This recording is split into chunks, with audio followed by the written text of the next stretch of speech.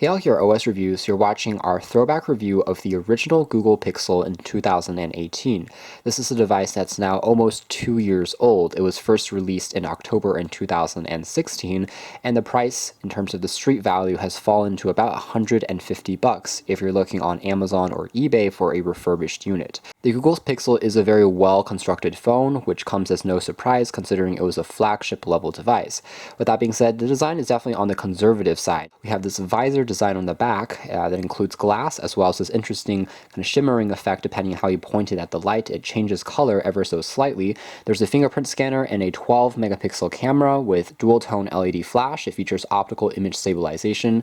And down below we just have the Google logo. We have a USB Type-C port for charging, a speaker, microphone, and on the right hand spine there's access to a volume rocker, a power switch which is nicely textured, making it easy to tap on, and on the very top there's a 3.5mm headphone jack.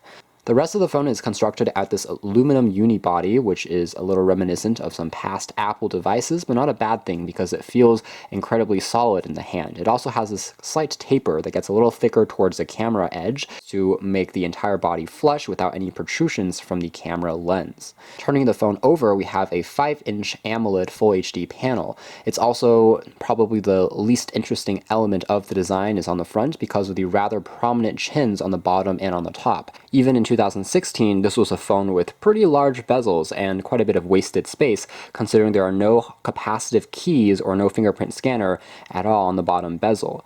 Powering the phone on, in terms of hardware, we have a Snapdragon 821 chipset, which is quad-core, and we also have 4 gigs of built-in RAM. It's coupled with either 32 gigs or 128 gigs of built-in storage, depending on the capacity. It's not further expandable, however, via micro SD card. With that being said, you do have free uploads or backups to Google Photos, and you can always delete the photos you don't want stored locally on your phone. But you can't really do that with games and apps that you may want to download on the device itself.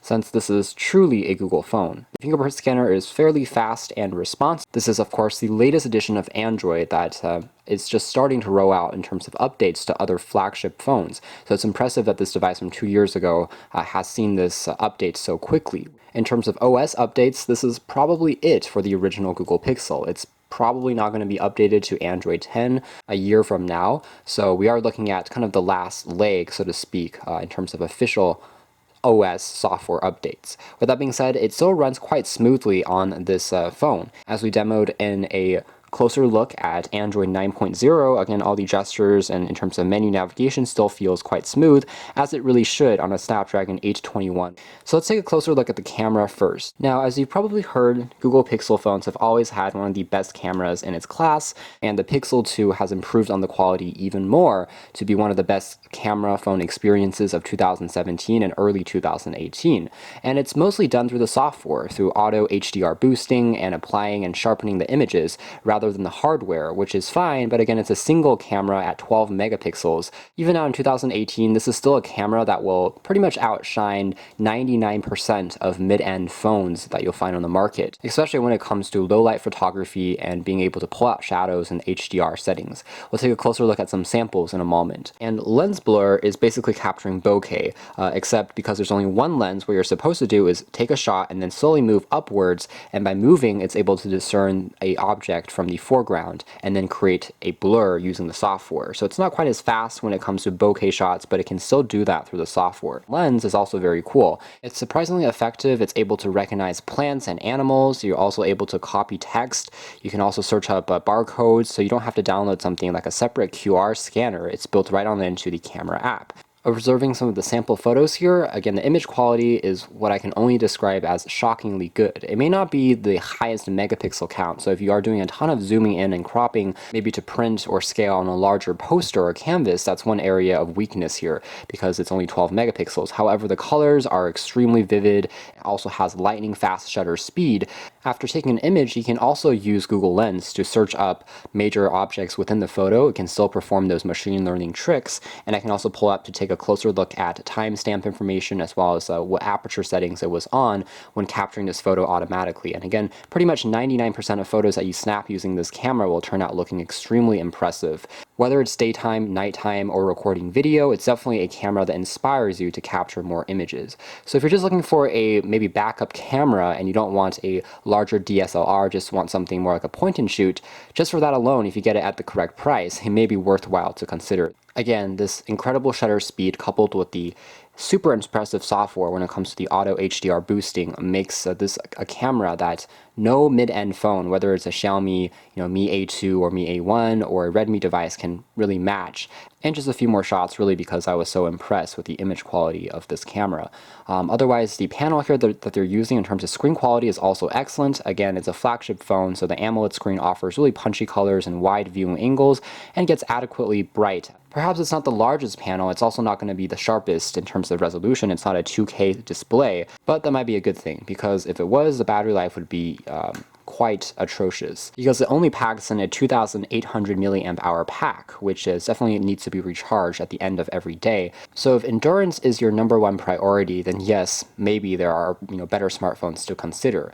Although it does charge up pretty quickly since it supports quick charge through the USB Type-C port. And a slight refresh of the UI, again with Android 9.0, we do have a side screen that is dedicated for news panels, so depending on what articles you're interested in. There's also virtual controls, giving us gestures to swipe up, for instance, for the entire app tray, or swiping up halfway to take a look at currently open applications for multitasking. The phone does support double tap to wake, and you can also tap again to bring it back to life. The track there. Takeaway is that video playback is still quite enjoyable, mostly because the speaker quality is going to be a lot stronger than I think most of mid-end phones that you can find in the same price now. It doesn't have the same effect as on a boom sound speaker like on the HTC 10 because it doesn't come out through the earpiece, which is a little disappointing because, again, it was manufactured by HTC. But the single speaker gets really loud, it's quite rich, it has good depth and clarity, and more than suffices if you're listening to just some quick tunes. And a quick look at the web browser, which is using Chrome as a benchmark of its browsing speed. So we're loading up the full classic site and it's zipping through without any issues at all. Again, the Snapdragon 821 is still formidable, and in many ways it's a beast. It really is one of the best quad-core chipsets designed for a smartphone, and it really does hold its own. It's not going to be, as top of the line as it once was. So if you're trying to play back, PUBG while doing a ton of multitasking, then that's where it's starting to show its age and fall a little flat. You have to wait for a little longer. But in general, especially if you are a bit more conscious about closing down apps that you don't need to have open in the background, then it still performs like a dream. So that's more or less it as far as a revisited look at the original Google Pixel in 2018. Is this still a phone I would recommend picking up? I would say probably yes.